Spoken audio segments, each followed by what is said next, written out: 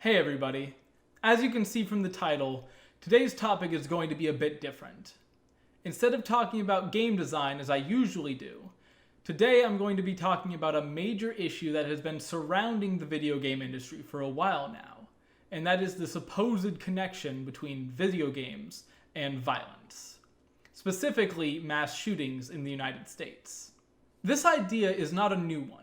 But the debate around violent video games has been sparked up again in earnest due to the recent mass shootings in El Paso, Texas, and Dayton, Ohio. Specifically, President Trump himself has made statements about these shootings, referencing violent video games that celebrate violence as potentially part of the problem. Second, we must stop the glorification of violence in our society. This includes the gruesome and grisly video games that are now commonplace. And as we well know, Donald Trump is very against anything that would celebrate or encourage violence. You just see him thrown in, rough. I said, please don't be too nice. You see somebody getting ready to throw a tomato, knock the crap out of him, would you? But I had heard that he body slammed a reporter. Any guy that can do a body slam, he's my kind.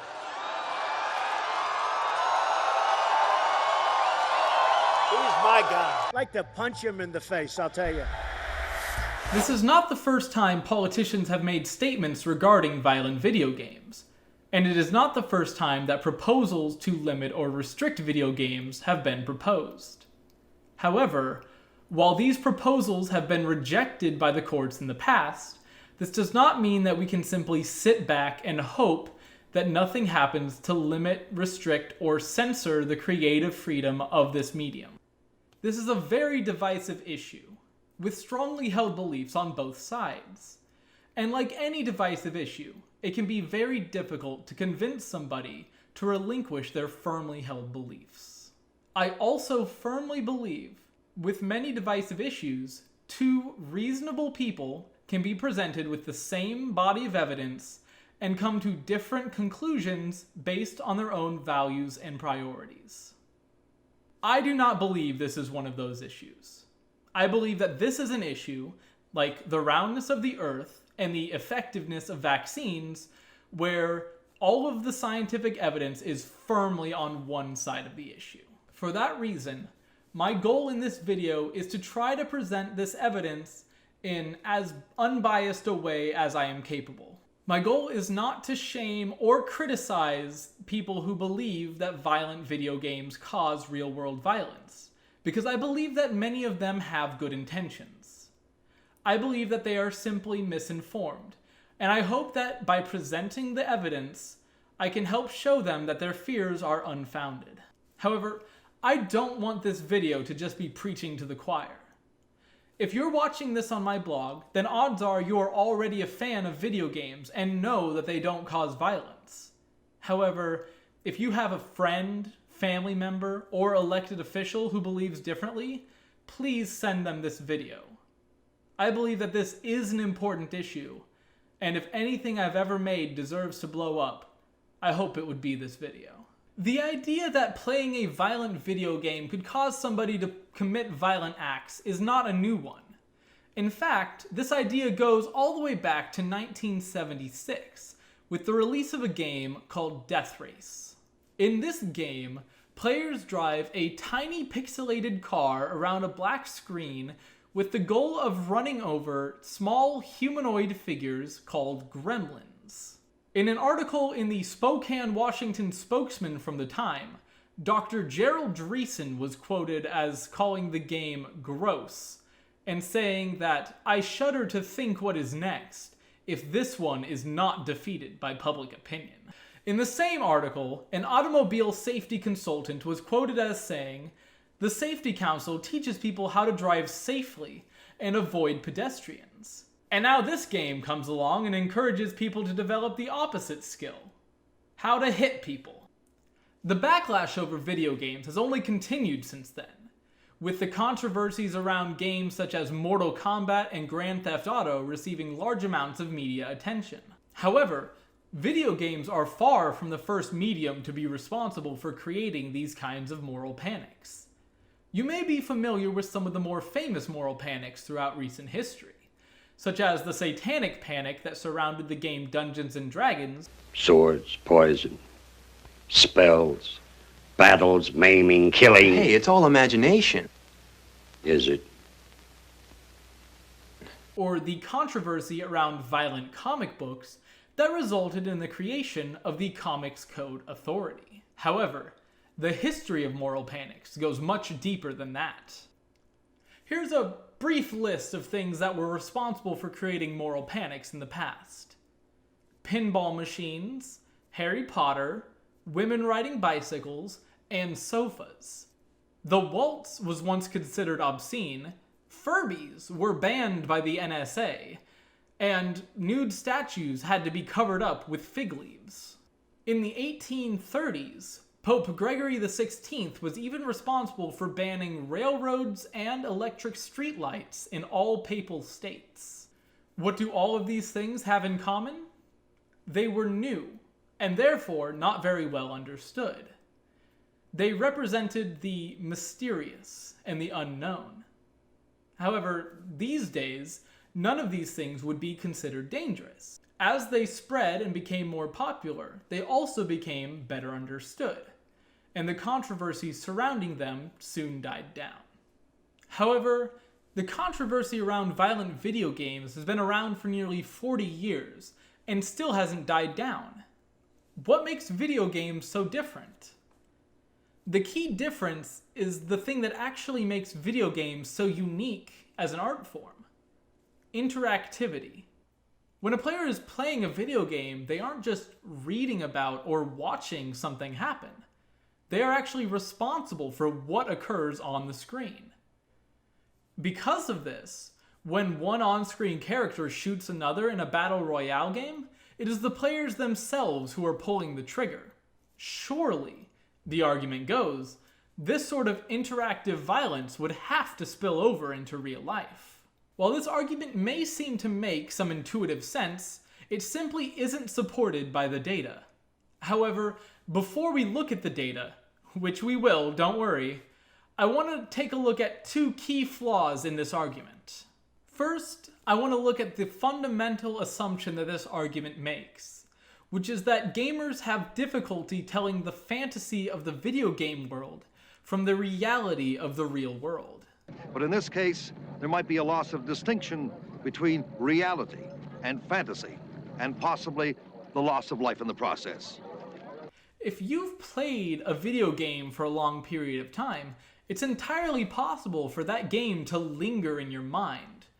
Your finger might twitch to press a button on a controller that isn't there, or you might subconsciously be planning strategies for the next time you play. You might even think about how the game mechanics would work in real life, such as picturing Guitar Hero notes in your head when you listen to a song. This phenomenon is known as game transfer phenomenon, and many articles have been written about it, claiming that gamers are losing their grips on reality, being unable to tell what is in the game and what is real life. However, this interpretation of the data is sensationalist and overblown. While small details from a game may get stuck in your head, it's no different from a song getting stuck in your head, or wishing that you could use the Force from Star Wars to grab the TV remote. Even when fully immersed in virtual reality, players still are fully conscious of what is real and what is not. If somebody does have difficulty distinguishing the fantasy of a video game from reality, it is probably due to some underlying issue that has nothing to do with their game playing. The second point is the claim that video games are glorifying or celebrating violence. The fact is that media has been glorifying violence since the dawn of man, but anytime a new form of media comes out, we all seem to forget this fact. Some of the oldest tales that have been passed down throughout human history are tales of ancient heroes defeating their enemies, slaying monsters, conquering new lands, and winning wars. Board games depicting war and violence have been around for hundreds of years, and novels, radio plays, television shows, comic books, and movies glorifying and depicting violence have been around for several decades.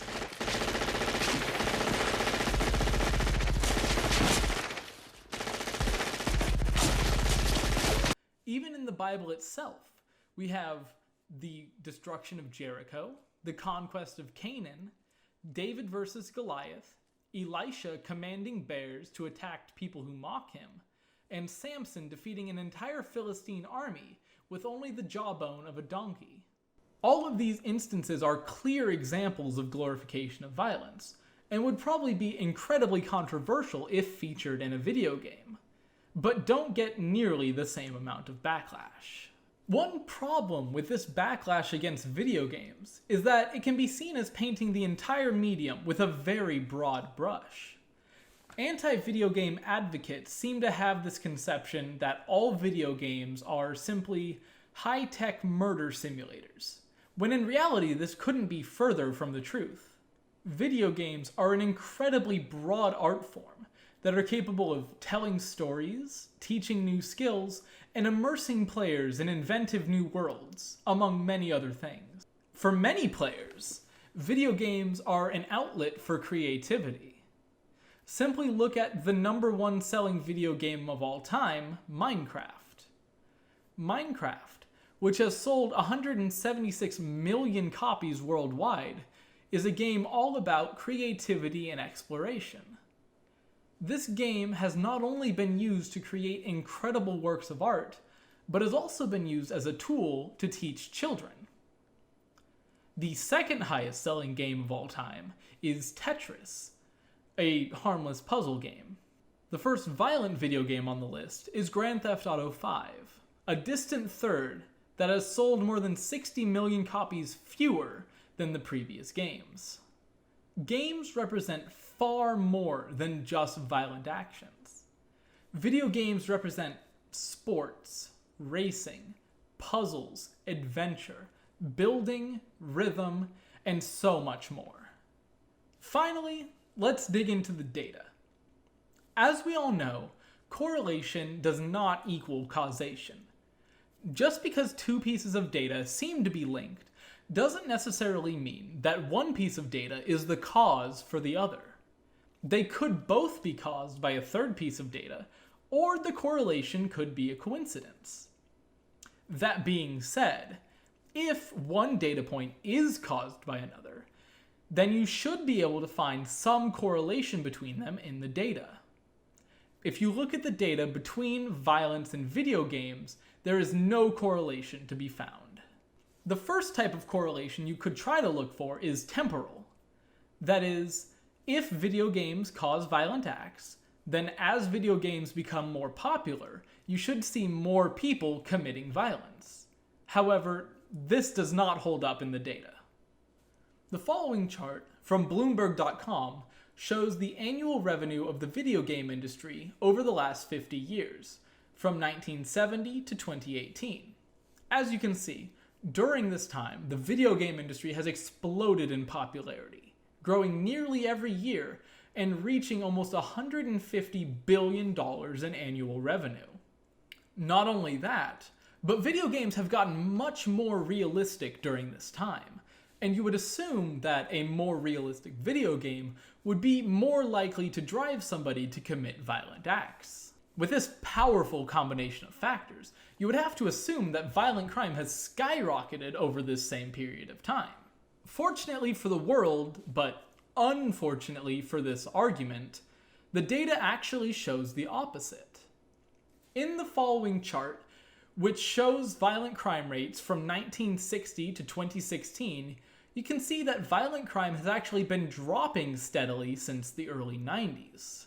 While the video game market has nearly tripled during this time, there hasn't been a corresponding increase in violent crime. However, trends like these can be difficult to track.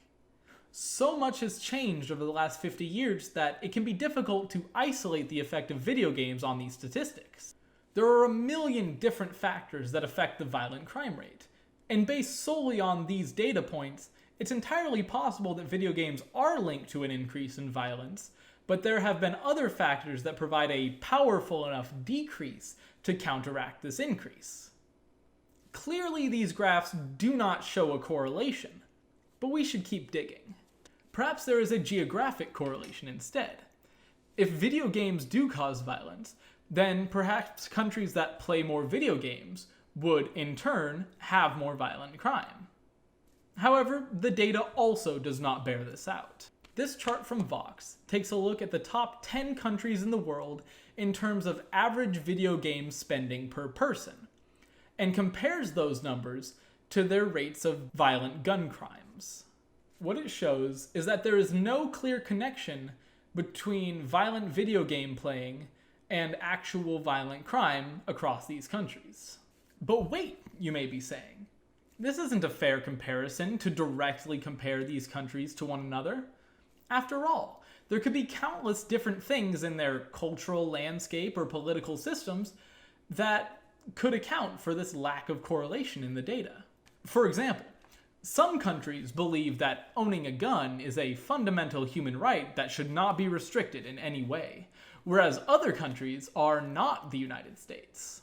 And I would say that, once again, you're absolutely right. Wow, my job would be a lot easier if I just came up with a dumber straw man, wouldn't it? So far, we have found no evidence of a link between video games and violence over time, nor across different countries. However, these are simply statistics, and as we know, statistics can lie. I think it's time to bring out the big guns. Peer-reviewed, controlled scientific trials. Hopefully, these studies will be able to show, on an individual level, what effect, if any, violent video games have on a person's behavior. Here's also where things get a bit murky, because over the decades, there have been dozens or perhaps even hundreds of studies on this topic. These studies all use different methodologies with different sample groups and have different ways of measuring their results. For these reasons, I don't think that simply sharing a study or two that seem to show there is no correlation between video games and violent actions would be very convincing, because it would be entirely possible to find another study as a counterexample that does seem to show a link. Instead, what I would like to do is show a broad consensus among various studies and try to explain any major outliers. How do you show consensus among dozens of different studies? With a meta-analysis, of course. By taking groups of studies on the same topic, a meta-analysis can try to minimize the bias and error of a single study and try to reach a more general consensus on the topic. This seems like the perfect thing to finally put this issue to bed. There have been a few different meta-analyses of this issue over the years, compiling hundreds of different studies and analyzing the results. The findings? Playing violent video games has been found to have a positive correlation with aggressive behavior in a lab. Congratulations, you played yourself. Well, I guess I was wrong. Better pack up and leave and not dig any deeper into this. After all, why would I ever read past a headline? It already says everything you need to know. A great example of this is the study entitled Meta-Analysis of the Relationship Between Violent Video Game Play and Aggressive Behavior Over Time, written by Anna T. Prescott, James D. Sargent, and J.G. Hull. This study had the purported goal of being a meta-analysis of other studies that showed a link between violence in video games and overt aggressive behavior. To do so, this meta-analysis took 24 different studies which only studied the effects of violent video games, as opposed to video games in general, and purported to show their relation to real aggressive behavior instead of simply aggressive thoughts or feelings. When all was said and done, this study claimed to find a link between playing violent video games and overt aggressive behavior. If it seems pretty cut and dry, it's not. First, we have to take a look at the size of the effect that was found.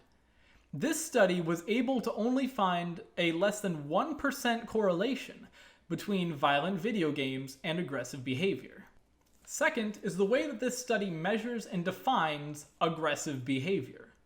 Many of the studies in this analysis measure aggressive behavior by asking respondents to respond to various survey questions using self-reported data.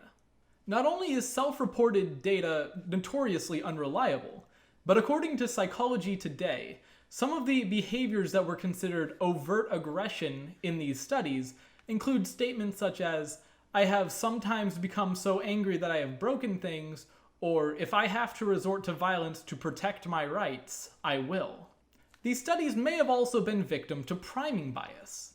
That is, if you first ask somebody about their experience playing violent video games, that could put them in a frame of mind that would color their responses to the questions that would follow. Other studies have associated violent video games with increased signifiers of aggression, such as raised heart rate or increased levels of adrenaline in the blood, which, duh, I probably have increased heart rate and raised levels of adrenaline after a particularly active session of Guitar Hero. But that doesn't mean I'm going to go out and commit a violent crime. It just means I was immersed in the moment and caught up in the rush of an enjoyable experience. Keep in mind that what these studies are measuring are signifiers of aggression, not actual violent behavior. What happens if you measure the real relationship between playing violent video games and real-world acts of violence? It turns out that you'll find that playing video games has a negative correlation with real-life violent crime. A 2014 study from the American Psychological Association measured various variables over time, such as the release dates of violent video game sales data, web searches for violent video games, and real-world incidents of violent crimes, such as homicides and assaults. In this study, they actually found that increases in violent video game activity, such as more releases, more sales, and more web searches, was correlated with a decrease in real-world violent activities. Another study from 2010 analyzed crime rates in different neighborhoods with different numbers of video game stores. This study showed that there was a clear link between more video game stores and fewer violent crimes, even when controlling for factors such as income, population, education level, and police activity. How can this be? The most common hypothesis is that if somebody is inside playing video games, they cannot also be outside committing a violent crime. Video games can be a very time-consuming hobby, and it turns out that most people would rather play Assassin's Creed than actually assassinate someone. Even after all this, you may still be shouting at the screen wondering, if video games don't cause violence, then why do so many mass shooters play violent video games? The honest answer is that games are simply incredibly popular. Video games are so popular now that saying that somebody plays video games is sort of like saying that they eat at McDonald's. Some people may shame them for it, but pretty much everyone does it now and then. Statistically, around 60% of Americans report playing video games every single day. The Battle Royale game Fortnite has around 250 million registered users, and at its peak recorded 76 million users in a single month. The video game industry is now the largest media industry on the planet, making more money than film, music, or television. Simply put, video gaming is huge, and just saying that somebody plays video games doesn't really tell you much about that person anymore. Nations that play video games don't experience more violent crime than those who don't. Violence has not increased over the same period of time that video games have exploded in popularity. Neighborhoods with more video game stores have fewer crimes. Crime goes down when new video games are released. And even with their best efforts, scientists have only been able to find a less than 1% link between video games and signifiers of aggression. With all of this evidence, I think it's pretty clear that video games are not responsible for violent crime or mass shootings in the United States. However, I believe that this problem actually goes deeper. Blaming video games for violent crime is not just inaccurate, but it can actually be harmful.